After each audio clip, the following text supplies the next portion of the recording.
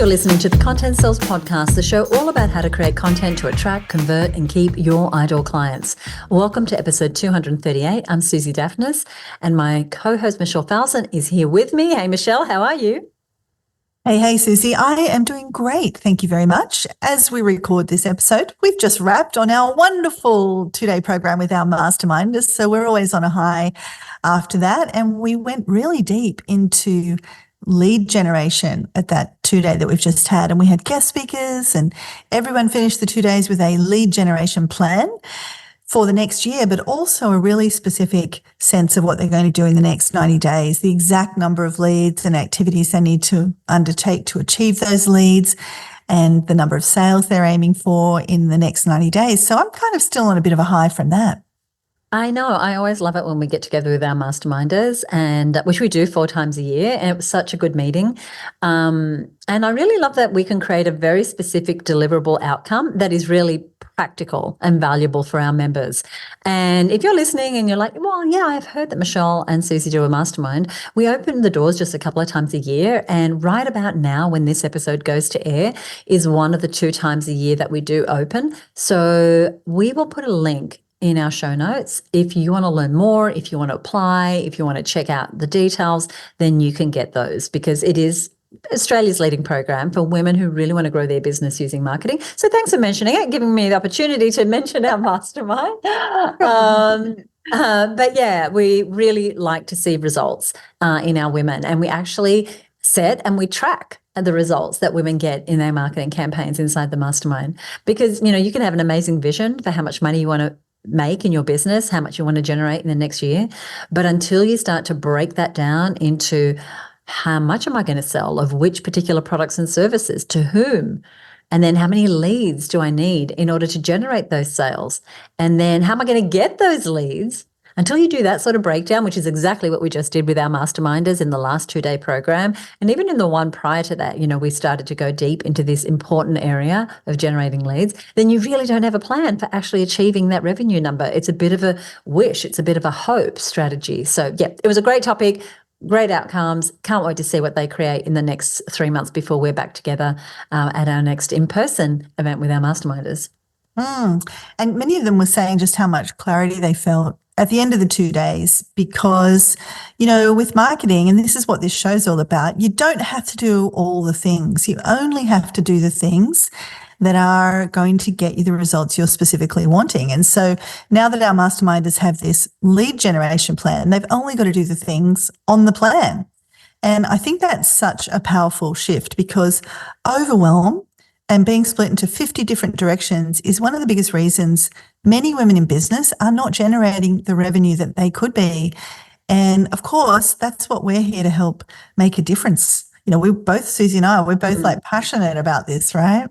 We are. And really today's episode is right on track with this conversation that we're having, Michelle, because the support that we want to give you, the support that's going to allow you to do better marketing, to get more leads, to get more sales and more revenue in your business, is to get support. And the way that we're going to look at right here inside of this episode is we're going to look at 5 ways that a virtual team member or a virtual assistant can help you.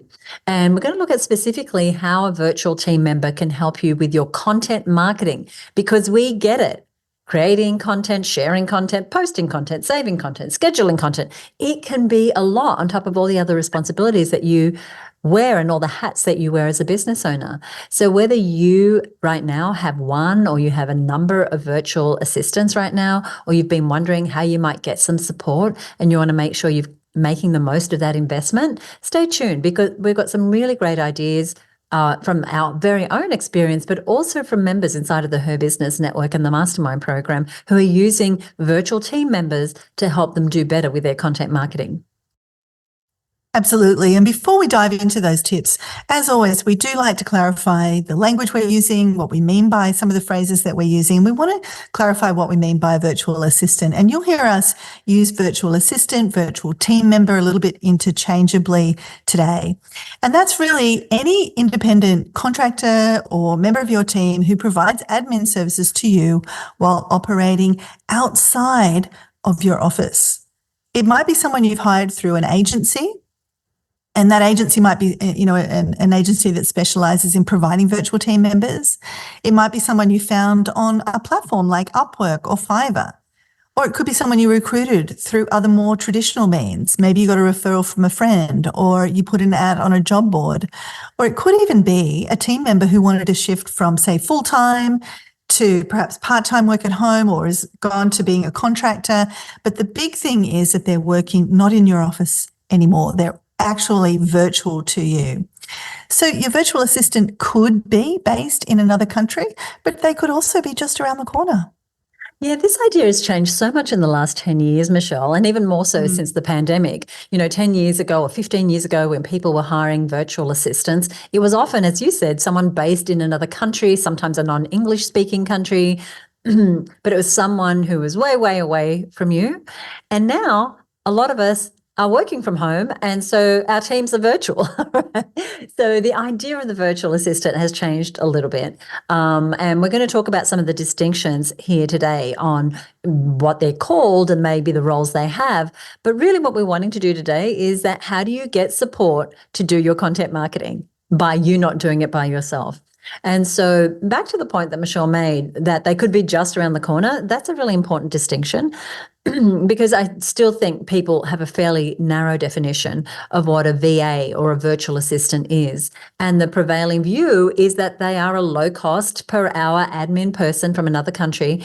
And while there can be cost savings by going further afield to other countries, depending what country you go to, really, a virtual assistant, as we're defining it today, is really anyone who's a virtual administrator for you, does some sort of virtual role from another place. So the important distinction that is connected to this, and which I feel very passionate about, is that I see a lot of people hire a VA and see them as separate from their main team, someone to dump work onto, someone to free up their time. And they're just treated a little bit, if I'm really honest, as like a dumping ground for everything that we don't want to do. We think, oh, the VA will do that. Like that's a catch-all phrase. Now, we've had virtual team members for 18 years. So from Australia, the US, the Philippines, and we've always treated every virtual team member as a team member. They just happen to not be in our office. And we have always had team that come to the office and team that are not into the office for the last 18 years. It's actually probably a bit longer than that, but something like that. So these team members, they come to our team meetings. They're part of our reward system when we're celebrating a campaign or a project that's gone well. They're inside of our project management tools. They're as much a part of the team as the team members who actually travel and come into our physical office. And I think that's a really important thing to do to achieve the best from your virtual assistant, and that is to have them just be part of your team because you're giving them the best experience and support possible. In fact, we are using the term virtual assistant here just so that we all have a common understanding of the language, but our virtual team members have specific roles and responsibilities and titles, and I never refer to them as VAs or virtual assistants. So we have two incredible virtual team members who are both working on content, and they're based in the Philippines. One has been with us over 8 years, the other over 6 years. One is responsible for scheduling all our campaigns and working inside of our CRM, our customer relationship management system. And she, if you've ever had an email from us, it's likely that she set it up. The other person is 6 years, and he creates our newsletters and a lot of our social media images. And they are both such dear and valued parts of our team. We have two other virtual staff, including a copywriter who is new on our team, who's based in Denver, Colorado, and a content producer who's been with us for 16 or 18 years. I should know, but I meant to look it up this morning. And so they are both based in the US, but we have virtual team members who live right here in Sydney where we're based. So they might come into the office once a week, but the rest of the time they might work virtually. But when I speak specifically about people who work on content, it really is virtual team members. And you'll hear these number of years that people have been with us. And I really believe that longevity that we have with our team is because we are very deliberate about ensuring that everybody is on the team and feels like they're on their team, whether they are physically in front of me or whether they are, on the other side of the world in a totally different time zone. I am so glad you said that. It is so true. I think we for some reason, especially that VA kind of phrase, virtual assistant, it's just kind of just become a bit warped, I think, about what people actually think about a VA. It is really important to have the mindset right from the start when you hire a virtual assistant, any virtual team member, but we're speaking now about people that are assisting you, particularly with content, that they're a member of your team. And if you're listening to this and thinking, oh, I really need to change the way I'm operating with my existing virtual team, then today is a great day to start doing that. And one of the things, again, just before we get into the practical tips, that I think is also important is the misstep that I see so many small business owners make when they hire a virtual assistant or somebody to help them, with their content. Maybe it's, a virtual team member around the corner or across the world, is this expectation that one person can magically do everything when it comes to your marketing. It was kind of that dumping ground idea you were talking about, Suzi, right? It's this unrealistic idea that someone, somehow you can hire a part-time unicorn, because that's what they would have to be able to do this, like a strange and miraculous creature, for $5 an hour, who can write high-performing sales copy and who can design like an agency designer and who can organize spreadsheets like the most incredible spreadsheet expert and who knows every piece of software on the planet and can run all of them like a pro and who can do all of it in 5 seconds flat while walking backwards and talking underwater. Do you know what I mean? With high heels on. Yes, exactly. And I know that sounds like a little bit extreme, but I think a lot of the hype around VAs, virtual assistants, virtual team members, that has been prevalent over those last 5 to 10 years, Suzi, that you were talking about, it's still very much influencing our mindsets around this. And this has got to stop. We've got to let go of those ideas. When, Tim Ferriss came out with the 4-hour work week, it was like, wow, there's these magical creatures you can hire for almost no money. And, I think we've got to realize that there's been a big shift in the last few years, that we are, our idea of what a virtual assistant really, if it hasn't already, needs to evolve. So just bear in mind as we share these tips today that it's all said with the context we've sort of set up already in the start of this show. And also just be aware that some of the tasks might be done by one person, but some might be done by more than one person. You might have multiple virtual team members doing some of these different jobs. And one last thing, just that hourly rates for virtual assistants and for any virtual team member. While it can be very cost effective, and I encourage us to be cost effective with all our team members, right? It's really not about finding that bargain basement deal for a few dollars an hour. It's about paying a fair wage for a fair exchange. All the things we know about hiring and incentivizing and supporting team members, any team member, apply to our virtual assistants. They are not outside of that. This is a member of your team. Okay, I think you're pretty clear about both Suzi and my philosophy around hiring virtual assistants, virtual team members. Let's get into the practical tips we've got for you today. And you will notice, like Suzi said earlier, we're sharing some info from our masterminders. So last week we asked them to just give us some of their top tips on this subject, because many of them have been very successful hiring virtual team members to help them do better content marketing. Plus, of course, we're sharing what we found works as well, given that we've both hired many virtual team members over the years. Thank you, Michelle. So let's get going with our first recommendation when it comes to how a virtual assistant can help you do better content marketing, and that is scheduling and planning. Now, this is just a life rule. This is just how you have a successful business. You start with scheduling and planning. But when it comes to your content, creating a plan for your content, creating a content schedule, and then sticking to it every day, every week, every month, every quarter, every year, that consistency, that can be challenging for small business owners. Because who started with the great intention of posting to social media regularly or sending a weekly email and then fallen off the bandwagon? Many of us have done that. So if you're raising your hand right now, that's normal. So one of the most effective ways that you can use a virtual team member is to set up a scheduling process and then get them to manage it for you. So setting up the structure to have them then manage. So Christy Lee Billett of People Powered HR is one of our masterminders, and she's a human resource expert, as you can probably tell by the name of her company. She says that her VA, who is local, and she lives in central coast of New South Wales.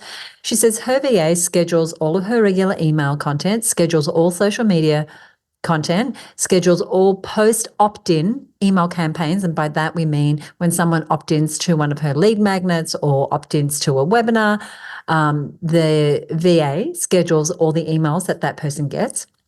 So that's Christy Lee and Chandra Moran of the Transit Lounge. So Chandra's business helps women who have a side hustle to earn a good enough income from their side hustle that they can turn it into a full-time gig. And she says that her VA plans out my social content on Facebook page, free Facebook group, paid program Facebook group, Instagram and LinkedIn. So all across her social network. So that's one of the main tasks that Chandra's VA is doing. Now, other schedules can include things like your email marketing schedule, your overall marketing calendar for year here, your blogging schedule, lead generation activities, strategic alliances that you might be reaching out to, specific campaign schedules. So I'm saying a lot of things because when it comes to your content marketing, really encouraging you to have a long-term plan and have a long-term schedule. Because if we don't have those in place, it's really hard for us to get the leverage from virtual team members to support us with our content marketing. And at her business, as I mentioned, our virtual team members manage all our marketing. So I'm responsible for strategy. I'm the person on the podcast. I create the themes and topics for those. I am on the videos or the live streams. I'm running events. But the administration, the imagery, the email setup, the automation, a lot of the writing, all that goes into our campaigns is mostly handled by remote team members. Yeah, I love that. And it's been an important thing for me to outsource when working with various clients also. I think when somebody else is handling that schedule, it also does a really magical job of keeping us accountable. And it's not just me and the schedule that I've kind of, nobody can tell if I change my schedule, right? But if there's another person running and operating it, it really does tend to make it a little bit more legit, a little bit more, you feel a bit more accountable to it, right?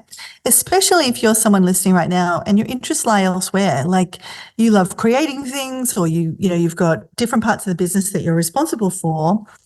You may not have a strength in that area of scheduling. And so it's great to get a VA to look after that for you, get some assistant to do that for you. Now, you do want to have regular scheduling meetings in place. You do want to have processes in place to monitor and review, A, that the schedule is being maintained, B, what's working in the schedule, what's, just that performance standards are being met. And it works great when you also engage the person scheduling in collecting and reporting on the results of those schedules. So if you're scheduling posts, you're scheduling emails, you're getting them to also report on the open rates or on the views or whatever the key metrics are, so they can see what's working and not and kind of feel vested in that and know that they're not just randomly, throwing content out into the ether, but this is something you're looking at and measuring and reviewing. So this is what we do at Her Business. So we have an annual plan that we set by about the third quarter of every year. We plan the next year so we know when our key projects and campaigns are. And then 4 times a year, we meet with the whole team for about half a day at a time to brief them on what's coming up in the next quarter. So we have the big picture plan, but then we break it down. And then at each of those quarterly team briefings, we look at the big picture, we look at what our goals are, and then we build out each project in a project management system. We put the schedule to that. So what needs to be done by whom, by when. We assign roles and responsibilities and we set deadlines. Now, there can be thousands of tasks in any project, but what happens when we do this is each person knows what's expected of them and when. And so I might create the overall brief and set the target. And I might outline the marketing funnel and maybe look at the timelines, but then the team fills in the gaps. Now, once we've done a project once, someone else can take over the setting up the project and I can sign off on it. But every item on a project that you're wanting a virtual team member to do, you want to make sure that, one, it's clear what needs to be done and by when, and that there is a procedure. And Michelle mentioned this earlier. Because a lot of our projects have similar tasks, so we run a lot of events, so when it relates to running webinars or live events or creating a lead magnet, our team has been doing this for so long that they kind of know all the steps. They're part of our DNA, but they're still part of we still schedule, we still set dates, we still monitor. And anytime time we introduce a new tool or a process, that process becomes documented and it's saved in our library of procedures so that we can refer to it at a later date. So we minimize the chance of making mistakes. So that's just a little bonus tip for you. But during a project, we have a schedule of meetings. So we meet quarterly for a half day, but then we meet 15 minutes every day to check on the status of projects and key elements. So we have daily huddles that everybody attends. And this is how we get a sense of how are we tracking to that schedule? How is that timeline going? And during a campaign, we not only track how we're doing, we also track things like what's working well, what could be improved, and what are our statistics. And so that at the end of the campaign, we can look at the results, whether it's sales, downloads, applications, and that all goes into a spreadsheet that someone populates for me. And then we can analyze it. How did that email do? Did that subject line get the best open rates? Would we use that one again? So we have 2 team members that manage all this data, all the statistics, and make that available for me to review. So as well as the structure of the project, which is done well in advance, there are a few things that I recommend. Michelle, anything you want to say before I move on? Keep bringing it. This is just gold for anybody that's either has a virtual assistant or a team that they want to manage better, or that they're thinking about getting a virtual assistant. I love it. And so the first thing is clarity on roles and responsibilities. And we mentioned earlier this catch-all phrase of a VA. And so you want to be clear, is the role for content in my business something that is one person can do because they're multi-skilled, they're a little bit of a unicorn, or do I need a couple of different people? Maybe I need a copywriter, and then maybe I need someone else who does the scheduling and the imagery, etc. So having clarity on roles and responsibilities. And then number 2 is having the right people doing the right task. And so I'll talk a little more about that, but most of us we're really good at some things, but we're not great at everything. And so having the right people do the right tasks. So the person that's editing your video probably isn't going to be the person that's also writing your copy, isn't going to be the person that's doing your scheduling. And I'll come back to that. Being clear about timelines.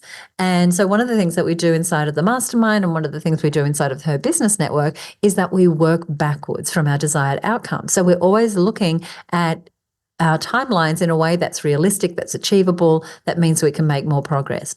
So that's number 3. Number 4 is having procedures and processes so that we know nothing is going to drop to the ground. And I'll talk more about that later. Having regular check-ins, as I mentioned, and tracking our key numbers and metrics. I think we just end the podcast right there. I mean, that's just Thank you very much. Thank you very much. And this is also what some of those things you've mentioned is also what Christy Lee of People Powered HR that you were mentioning before told us she does.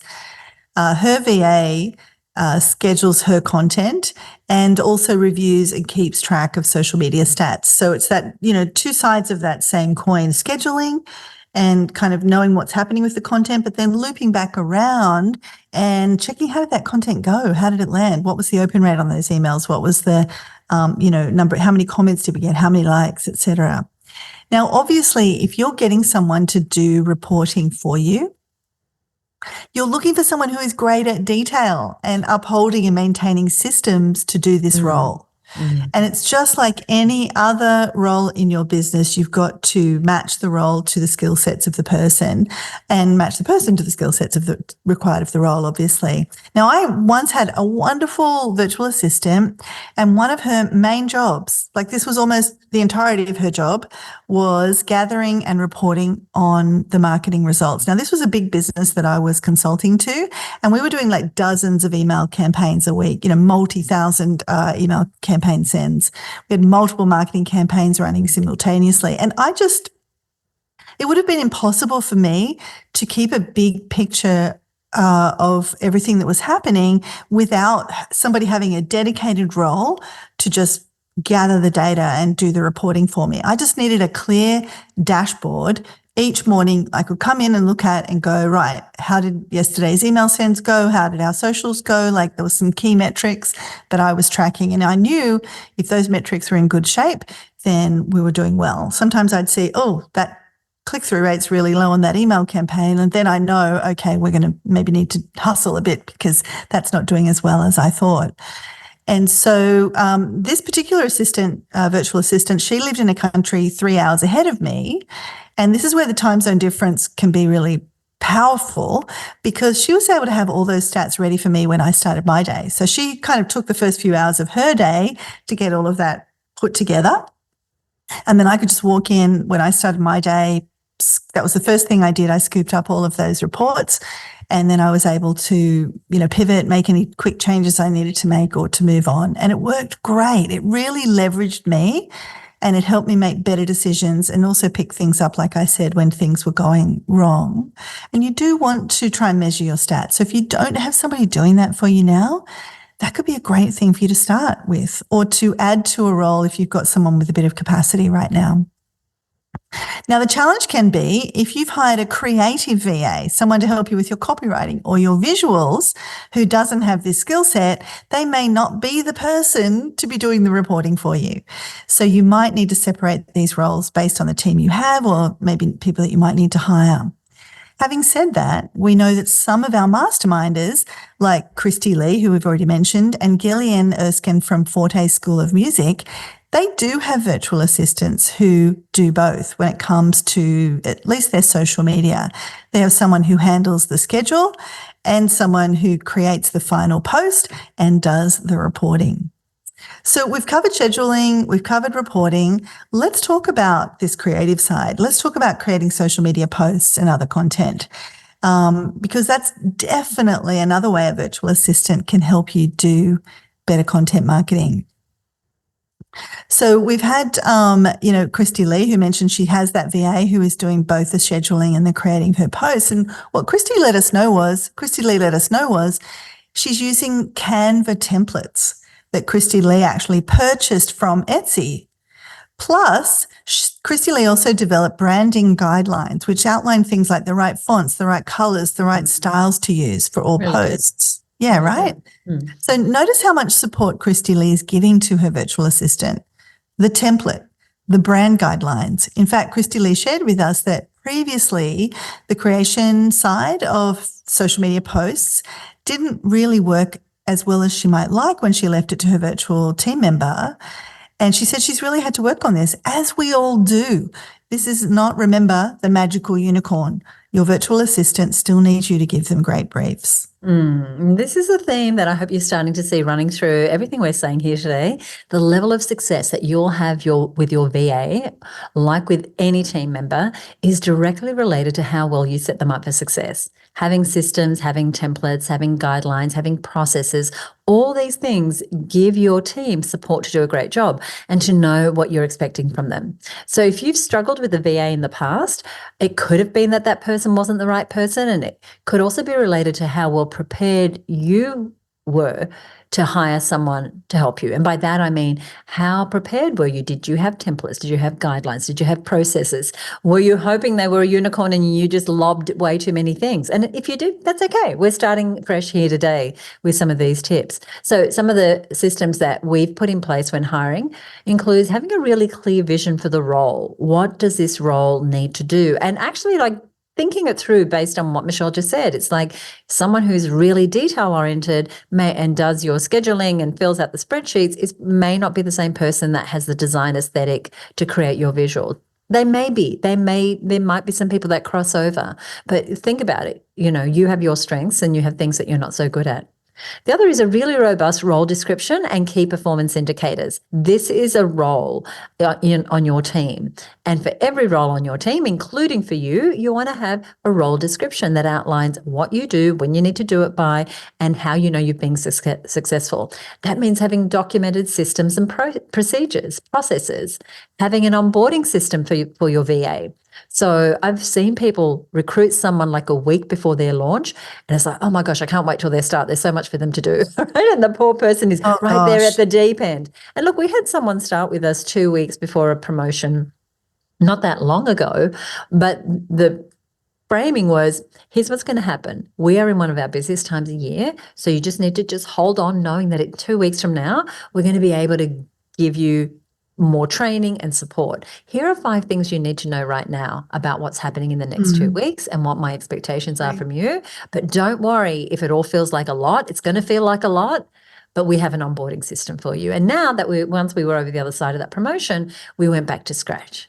but we had a role description, we had some outcomes, I had done some forward planning. The other thing is frequent communication, especially in the first 3 months. And yep, I said 3 months as someone is learning their role. Even if you think, well, this is kind of a lower level role, all they're doing is, creating pretty images and adding some copy and posting it, they're still getting to know your voice, getting to know your brand, getting to know your plans. And so really staying in frequent communication and regular check-ins. The other one, which is a term that comes from a book, which is, I think it's called Extreme Ownership. And I don't know the name of the author, but it's knowing what done looks like.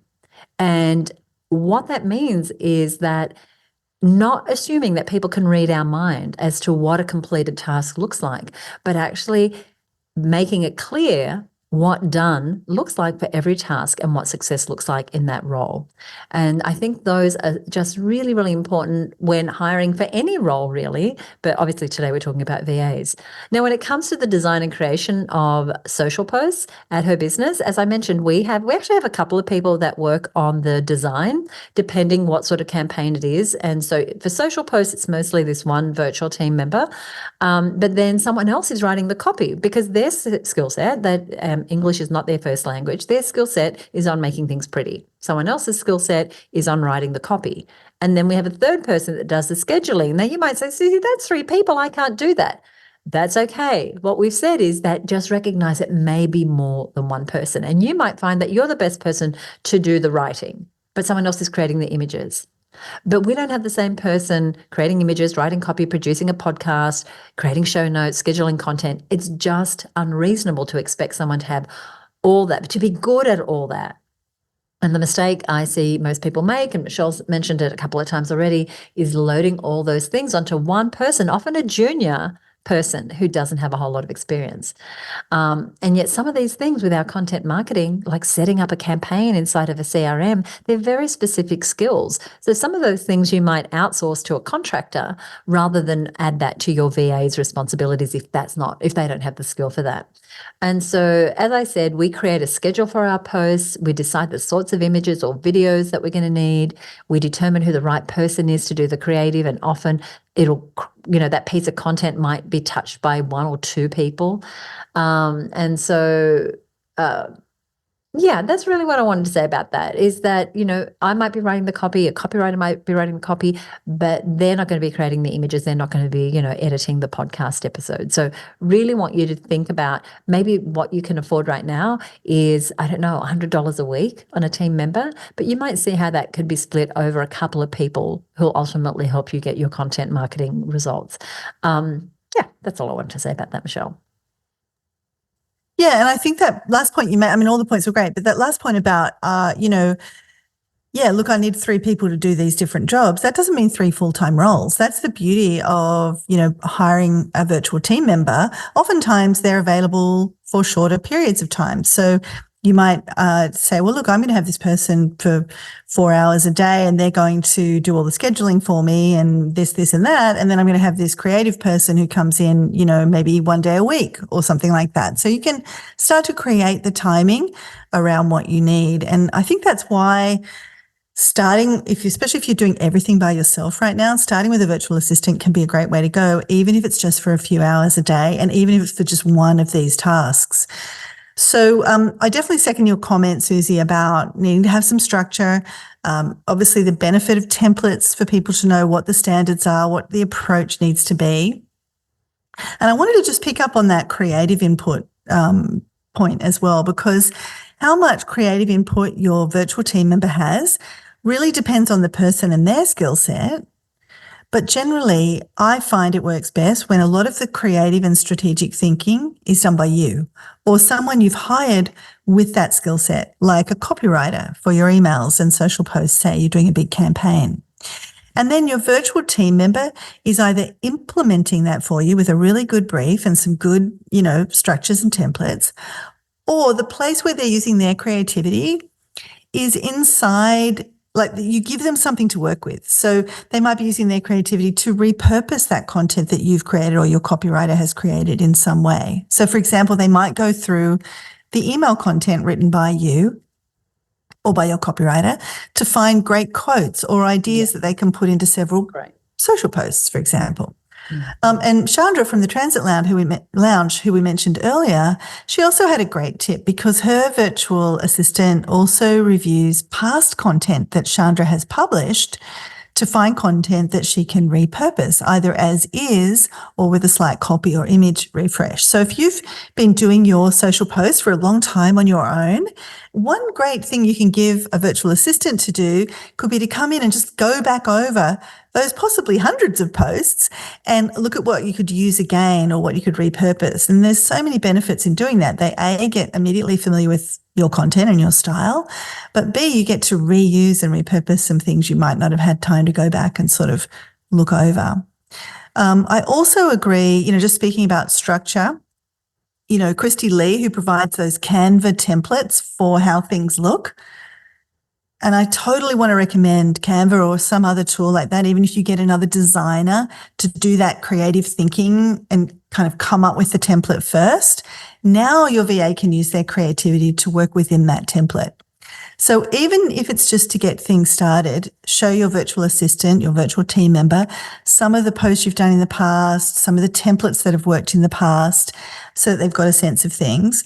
And ideally give them templates that they can use, or give them a brief to create some templates that you then sign off on, that you look at and go, hey, is this the right kind of look and feel that I want? Oh, can you make that bolder? Oh, we always put our logo at the bottom left or whatever, So we recently promoted the Mastermind experience, which is this fantastic 30-day experience to see what it's like to be part of a mastermind. And we created a few different templates. For example, one of the templates we created was specifically for testimonials from past participants. So the team created that visual template with a little direction from us, a bit of a brief.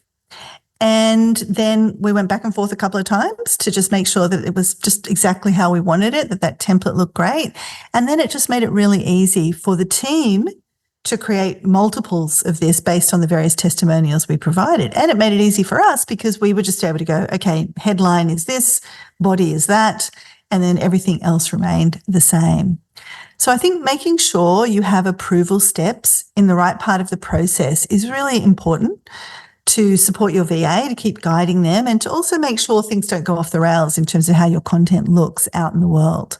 And so, for example, Gillian, who I mentioned earlier, another one of our masterminders, she said this. She said, my virtual assistant does it all, creates the ideas for the posts, covering our 5 pillars, that is our 5 types of content. She uses AI to help with text sometimes, but is fairly adept at English. She puts them in a list, which is a Google sheet for me to approve and make any edits. And I just want to point out that Gillian is building in some approval steps there. It's a really simple process. She's just using Google Sheets and really simple tools. But did you notice that Gillian's got these 5 pillars? She's decided what the 5 types of content are that she wants to share, and she's taught that to her virtual assistant. So they're a really good guideline for what to be creating posts about. And then the Google Sheet is that approval step where Gillian can quickly edit and approve. So she's created this streamlined process where even though her virtual assistant is generating some of the creatives, it's within a context where she's got clear guidelines, and there is that ever important approval step in the mix. I love that. And I love that she's got the pillars, right? It creates frameworks. It creates a boundary inside which her virtual assistant can work. And there's a saying by Dan Martell, who's an author, that is 80% done by someone else is 100% awesome. And I thought it was a really good time to mention that quote, because what is happening with Gillian, and eventually that percentage would change over. But right now the assistant is doing maybe 80% of it, maybe more, but Gillian is doing that last little piece that is checking it. Because while her assistant is pretty adept at English, there might be some nuances. There might be some ways that Gillian, as the business owner, sees that she can tweak that a little bit to make it more relevant to the thing they're trying to sell. But it's a streamlined process. I love it. And while we've been talking about social media posts, what we're talking about can apply to other types of content, social content, like Reels. So even if you're capturing the content that you want to use in a reel, but your VA is actually turning it into reels and adding the captions, it saves you having all this great raw material saved to your phone that you never have time to turn into a reel. Like you've been capturing this video and you have the best intention, but it's not happening. So for Gillian, who Michelle just mentioned, she has a different VA create the reels because they have expertise in video editing. See how she's split that so that she's giving that person the greatest chance of success? So you can see there's no one hard and fast way to divide these tasks up. And this can also apply to your email content. And of course, there's different types of email content. So there's marketing emails that might be part of a high stakes campaign that you're running, and you might write those yourself if that's your skill set, or you might pay a professional copywriter to do that for you. We have a great episode if you want to outsource and hire a copywriter. How and when do you do that? We have an episode, which is episode 237, which is how and when to hire a copywriter with the amazing Belinda Weaver of Copyright Matters. We'll put a link to that in our show notes. So yeah, you might need a professional person, but then there might be other emails where your VA could do the writing or 80% of the writing. They could do the first draft for you. And that can be transactional emails. Like, for example, after every one of our mastermind meetings, we send an email with details on the recordings or any special links that were mentioned. Someone else can do that, right? They don't need to be a copywriter to do that. And especially when you are doing things again and again or repurposing, you ran a webinar, you had a number of follow-up emails, now you're doing a different webinar. You can use that same sequence, and someone with less skill than a professional copywriter, your VA, could write those. Again, they might, test them to you and you sign off on them. But what we're doing here is we're leveraging you. We're really moving you out of the day-to-day so that you can do better content marketing without you having to do all of it. It's music to my ears, Suzi. One thing you mentioned Gillian there, and I also want to bring forward something Gillian told us that really helps when she has her virtual team creating content. And she said this, she said she tends to work 2 to 3 months ahead. And I tell you what, if you can even get a few weeks ahead, it really helps your virtual team to support you. Because yes, you might need just immediate help right now. And like Suzi said before, you bring them in and it's just like all hands on deck. I just need help right now and we'll figure it all out later. But gradually, if you can start to get a few weeks ahead, or like Gillian, a couple of months ahead, your virtual team can really support you because they have time to get a proper brief from you, to do a first pass that you've then got time to review and give feedback on and make any changes to. And I think one of the big reasons that virtual assistants don't work out for many small business owners, and let's face it, we hear as many stories about VAs not working out as we hear them working out. I think one of the big reasons that it doesn't work out is that we run out of time to actually truly get them supporting us, to set them up for success, to support us.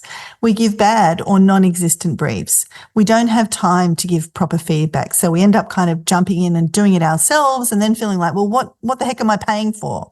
And we can build resentment when we actually just needed more lead time. And we see that a lot, and it's unfortunate, because people end up saying, oh, she didn't work out, and then they're on to the next virtual assistant. And it's really, if we take total responsibility, it is that we didn't have the time. And you can be in that bind where it's like, I don't have enough time to brief them properly, so they just need to get on with it because I need the work done. Otherwise, I could just do it myself. And we really want to just get on top of that and take like a big picture view. This is a long-term investment. Once you get a virtual assistant up and running and they're trained and they will be able to do it without you, but you do need to spend that time initially to give those good briefs, to provide that proper feedback that Michelle's talking about. And, Suzi, you're a great example of that. Like, I see how well-oiled of a machine you run and how much heavy lifting your virtual team does. But, it's because you give good briefs. You allow time ahead of projects. You have templates. You have systems. So you might not get this right first time as you're just hiring somebody, but we're hoping that this is going to set you up for at least understanding that it's a lot more than just hiring a virtual assistant and just expecting magic to happen.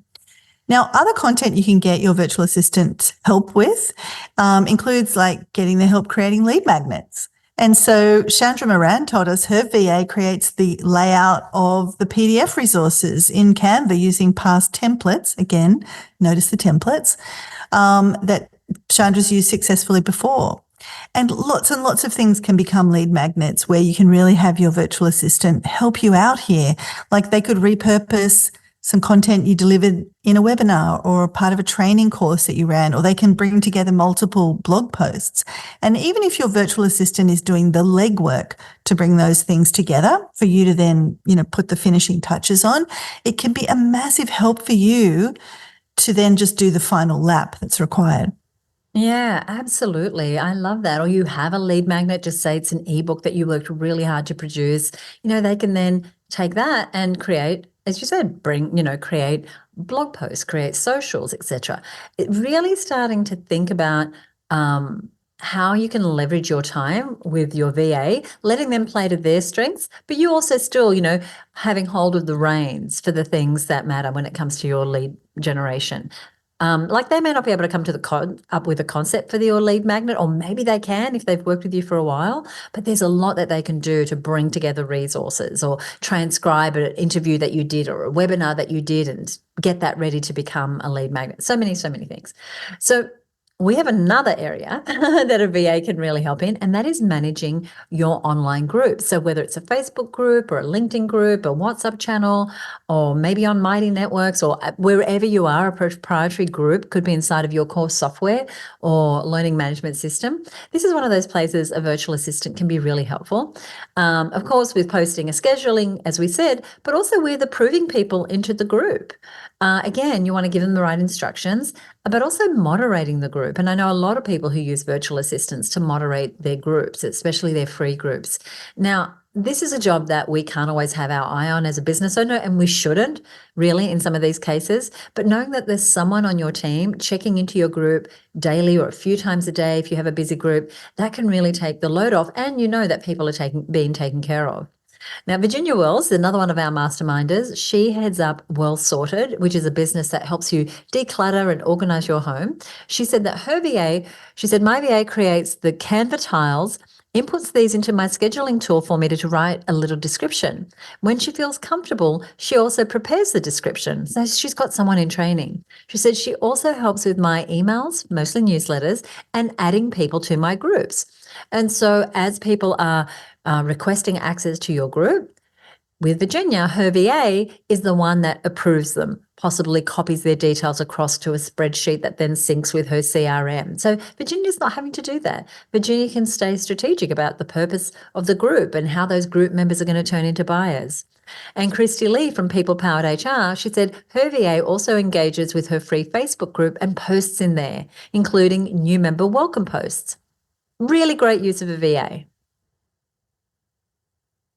I just loved when we posted that in the group about in the mastermind group, just how effectively everybody is using their virtual teams. And I love the idea of getting help with moderating a group, which is one of the examples that Virginia gave.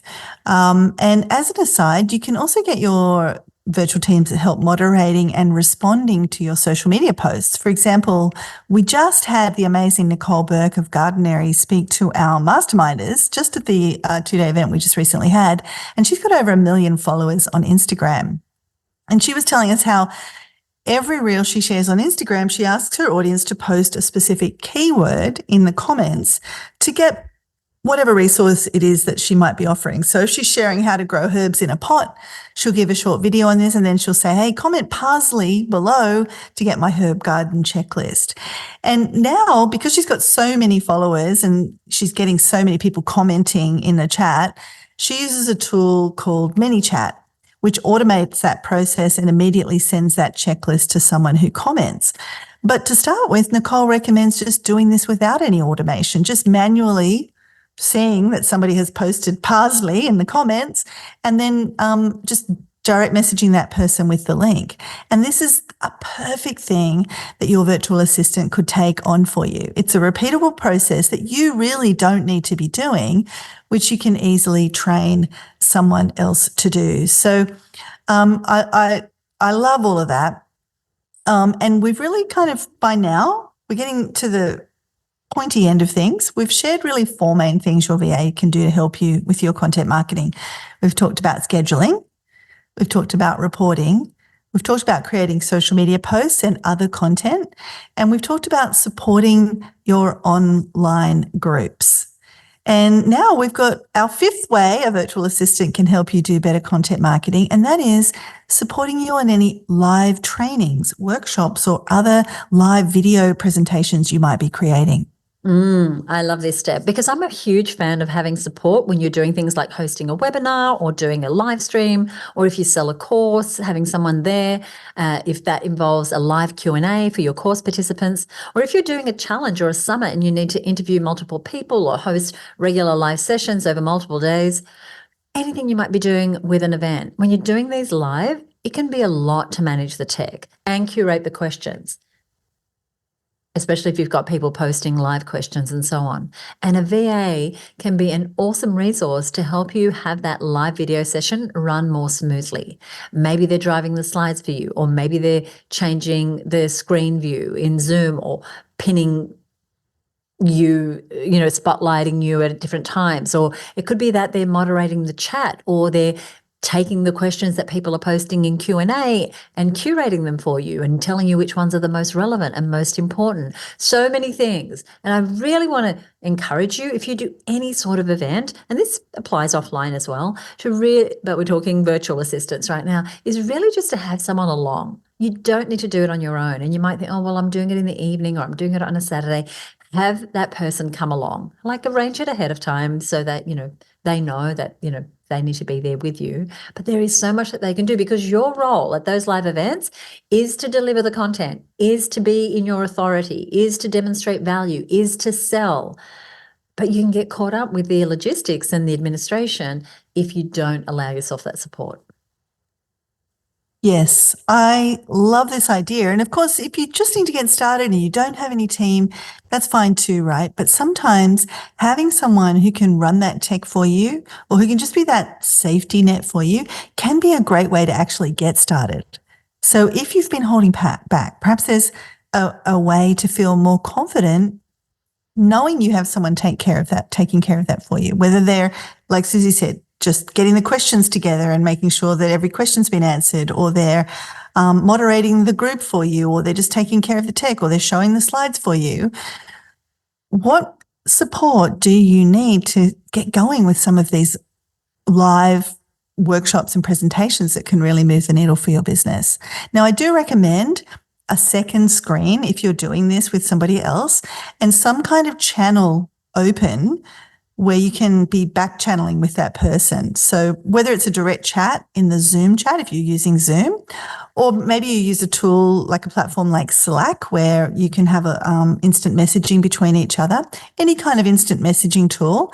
I highly recommend this, because that way you can quickly communicate with that person who's supporting you while you're delivering the training. So let's say you are delivering the training, and you might say, now everybody take 2 minutes to write that down. Then you can just quickly type in the chat, hey, have we got any people that are worried about XYZ? Or if we've got many questions that I need to stop and address right now, or they might say, hey, your microphone's a little low, can you turn the sound up? So it's really nice to have that separate back channel where you can get that support during the live session. So good. So there are many ways that a VA can be helpful in your business and with your content marketing, but hopefully these 5 big ideas give you some inspiration to get the support that you need, and may also get you thinking about other ways that you can use the VA. So to recap, here are the 5 ways that we've talked about today that are ways a virtual assistant can help you do better content marketing. So we talked about scheduling, we talked about reporting, we talked about creating social media posts and other content, so the actual creation part. We talked about support with your online groups and supporting you as you deliver live content. Now, one thing I want to mention before we wrap up today was a wonderful comment, that we got from Chandra Moran when we asked our masterminders to share with us the various ways that they were using a VA for their content marketing. And here's what Chandra said about what she was doing that she felt made her arrangement with her VA more effective. So she said weekly meetings to go over projects, tasks, things she needs from me, and to talk about what's coming up. She said she sends a WhatsApp message every day she gets a WhatsApp message every day from her VA to let her know that she started to work on this or that or the other thing, in case Chandra needs something urgent. so she knows what the status is. She uses Asana for various projects. So Asana is a project management system. So we've got weekly meetings, a WhatsApp message, Asana for various projects. And then she says she emails an end of day update with bullets of what she did that day, what she's planning to do tomorrow, and any questions, issues, or things she needs from me. And then finally, she says, I've made more effort to connect with her, whereas I think my past VAs have been more transactional relationships because I was probably expecting too much and not communicating or connecting enough. And so we can see here that Chandra's put in place structures, meetings, messaging, project management, end of day update, and making a connection regularly. So there's so much goodness in these tips. And you can see from Chandra's experience what both Michelle and I have shared with you today, that it's going to take effort on your part to set your VA up for success. You are the business leader. You need to lead. And whether it's someone who's sitting across the desk from you or in a cubicle down the hall, or they're on the other side of the world, you still need to show up as a leader. Regular meetings, good systems, clear instructions. And when you do, the rewards can be awesome, as you heard in some of the great examples that you've heard about on today's episode. So we've mentioned a few links and a few fabulous people in today's show, and we've got some great show notes for you that go with this episode. So stay tuned for that special link in just a couple of minutes. But first, we love to share these tips with as many business owners as possible. So we would love it if you would leave us a rating or review on Apple Podcasts. We have over 100 5-star reviews. So if you enjoyed today's episode, we would be so honored if you would leave us a rating or review on Apple. One person who recently rated and reviewed an episode is the wonderful Greg Jenkins of MonkeyPod Marketing. He is just a wonderful supporter of small business. He was our original coach when we first signed up to our CRM, maybe 15 years ago now. I don't know, it was a long time ago. So he recently reviewed an episode that we did, which was so timely and so important, episode 231. It was called Email Marketing, Navigating the Biggest Change in 20 Years with Cheryl Rarick. And he said, I just finished this episode where 3 of my friends, Michelle Falzon, Suzi Dafnis, and Cheryl Rarick, chatted about email deliverability, authentication, and best practices. It was excellent. And he had a fire emoji. He said, if you use email in your business, then this is important. And if you have felt overwhelmed or like this stuff was too techie for you, then this is a conversation for you. They break things down in real human language, explaining all the acronyms and covering the steps that you need to take to keep your emails welcomed in the inboxes of your customers and prospects. Thank you, Greg. You are the best. He's such a big supporter of small business owners, and he has a wonderful community in MonkeyPod where he is providing support for business owners. We'll put a link to his group in the notes. But I want to recommend that you do, if you haven't set up your email after the changes that have happened with the big changes that we saw in April, you definitely want to listen to that episode and put in place those practices for authentication to make sure that people are getting the emails that you're sending. So that and anything we mentioned here on the show can be found in today's show notes. And thanks again, Greg, for the review. You'll find that at herbusiness.com/VA content, or one word, herbusiness.com/VA content. What a full episode, Michelle. What do you want to say before we go today? I feel we've said it all. If you haven't yet hired a virtual assistant, make this be the day you really go, you know what, I'm going to give this a go. And if you have got a virtual assistant, hopefully we've given you some things that really boost your connection and interaction with them and really support them for success. Thank you, Michelle. Thank you so much for listening. We'll see you next time right here on the Content Sells podcast. Bye for now.